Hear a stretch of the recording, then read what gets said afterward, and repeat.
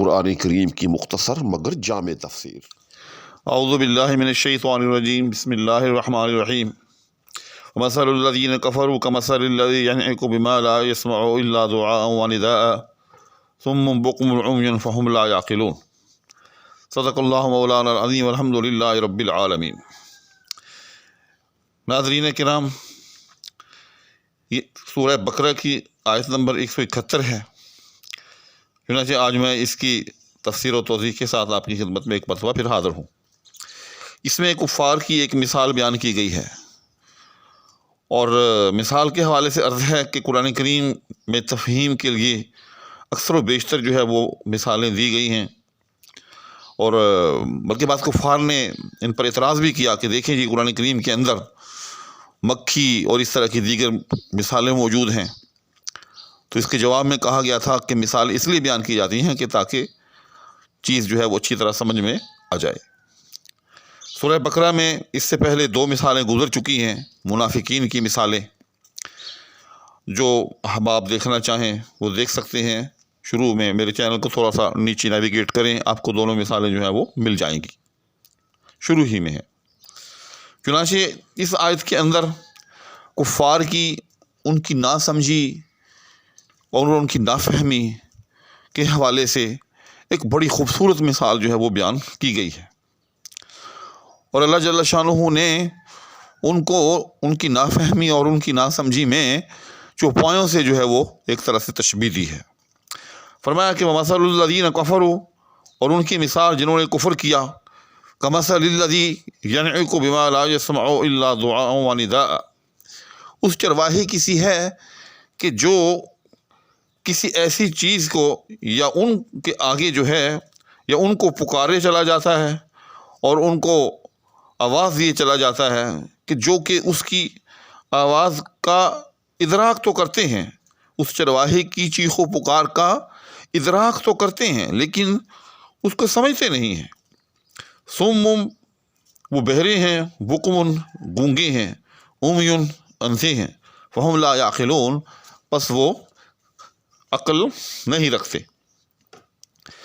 چنانچہ اس آیت کے اندر ایک بڑی اہم بات بیان کی گئی ہے۔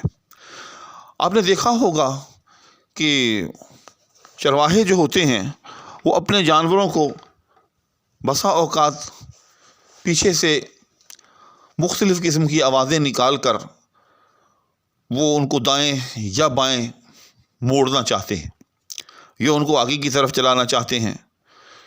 تو آپ نے دیکھا ہوگا اس حوالے سے مختلف قسم کی آوازیں بھی چرواہے جو ہے وہ منہ سے نکالتے ہیں۔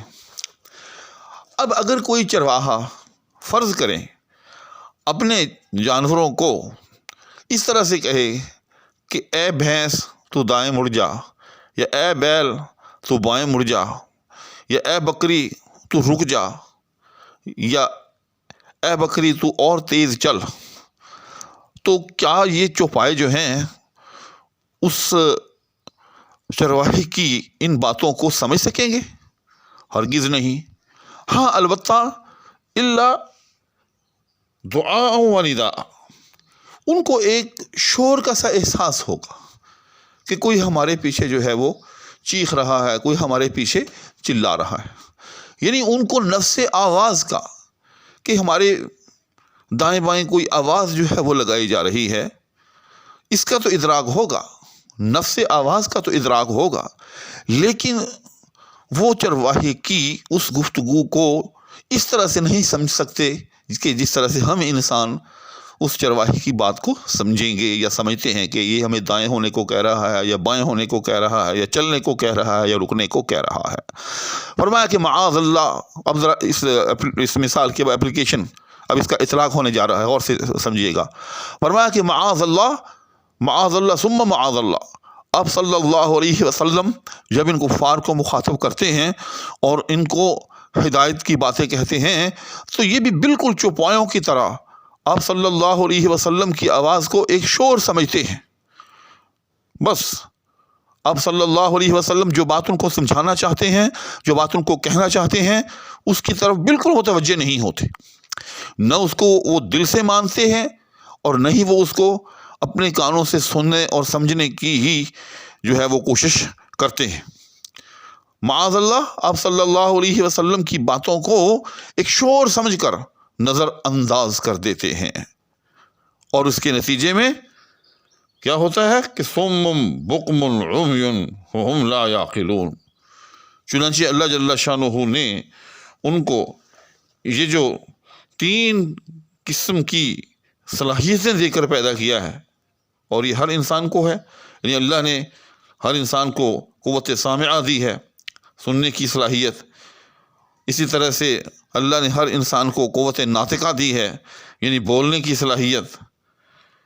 اسی طرح سے اللہ نے ہر انسان کو دیکھنے کی صلاحیت دی ہے، یعنی قوت باصرہ۔ فرمایا کہ وہ ان تینوں قوتوں سے کام نہیں لیتے۔ اب صلی اللہ علیہ وسلم جب ان کو کوئی بات حق کی سنا رہے ہوتے ہیں تو آگے سے کیا ہو جاتا ہے؟ بہرے ہو جاتے ہیں۔ اب یہ نہیں ہے کہ ان کے کانوں میں آپ صلی اللہ علیہ وسلم کی آواز پہنچتی نہیں ہے، آواز تو پہنچتی ہے، لیکن اس کی طرف وہ توجہ نہیں دیتے، اس کو سننے کی سمجھنے کی کوشش نہیں کرتے۔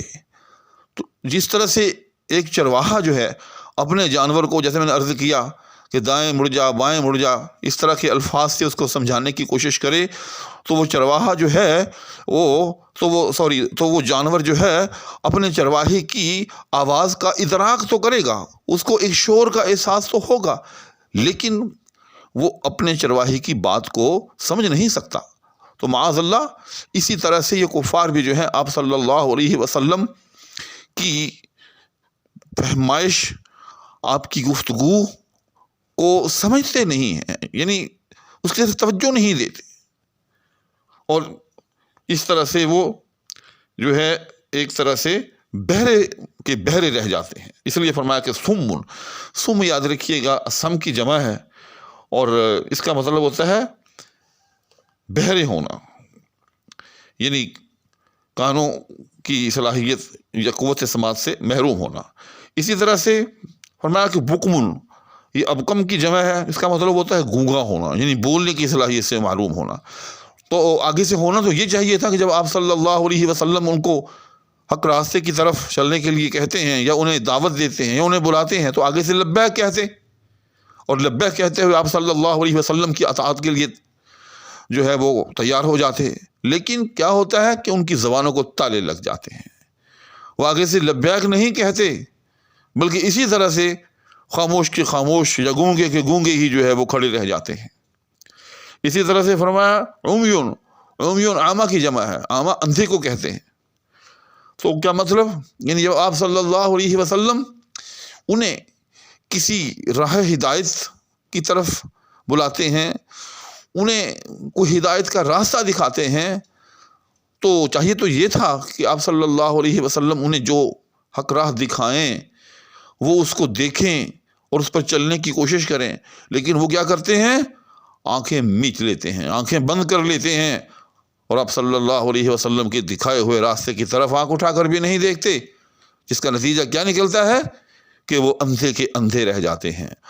الغرض یہ، الخلاصہ، کہ آپ صلی اللہ علیہ وسلم جب انہیں کوئی ہدایت کی بات سناتے ہیں تو آگے سے بہرے ہو جاتے ہیں، جب انہیں کسی بات کی تائید کے لیے کہتے ہیں تو آگے سے گونگے بن جاتے ہیں، اور جب انہیں کوئی حق راستہ دکھاتے ہیں کہ اس کی طرف دیکھیں، اس پر چلیں، تو آگے سے اندھے ہو جاتے ہیں، آنکھیں بند کر لیتے ہیں۔ یعنی اپنی ان تینوں صلاحیتوں سے وہ کام نہیں لیتے، تو نتیجہ کیا نکلتا ہے؟ فَهُمْ لَا يَعْقِلُونَ، کہ وہ عقل سے محروم رہ جاتے ہیں۔ کیونکہ انسانی عقل جو ہے، یاد رکھیے گا کہ یہ انہی حواس خمسہ کے نتیجے میں کام کرتی ہے۔ یعنی جب ہم کوئی چیز دیکھتے ہیں، کوئی چیز سنتے ہیں، اور اسی طرح سے کچھ بھی محسوس کرتے ہیں، تو اس کے نتیجے میں ہم پھر کیا کرتے ہیں؟ اپنی عقل کو کام میں لاتے ہیں، اور عقل کو کام میں لا کر اس سے کچھ مثبت نتائج حاصل کرتے ہیں۔ فرمایا کہ جب یہ اپنی ان صلاحیتوں کو کام میں ہی نہیں لاتے، اور بہرے کے بہرے، گونگے کے گونگے، اور اندھے کے اندھے بنے ہوئے ہیں، تو اس طرح سے پھر یہ عقل کی صلاحیت سے ہی سرے سے محروم ہیں۔ تو اس آیت کے اندر کفار کا ایک رویہ جو ہے وہ بیان کیا گیا ہے، اور اس سے ہمیں جو مسئلہ سمجھ میں آتا ہے قیامت تک کے لیے کہ قرآن اور حدیث یہ اللہ جل شانہ کا جو ایک نور ہے ہمارے پاس، تو قرآن اور حدیث کو ہمیں غور سے پڑھنا چاہیے اور اس کو سننا چاہیے، اس کو سمجھنا چاہیے۔ ایسا نہیں ہے کہ بس خالی الفاظ جو ہے ہم تلاوت کرتے ہوئے نکل جائیں۔ جیسے میں نے پہلے بھی عرض کیا تھا کہ خالی الفاظ کی تلاوت بھی بے فائدہ نہیں ہے، لیکن یاد رکھیے گا کہ یہ اس وقت ہے کہ جب آپ کوشش کر رہے ہوں اس کو سمجھنے کی، قرآن کریم کے معانی تک رسائی حاصل کرنے کی۔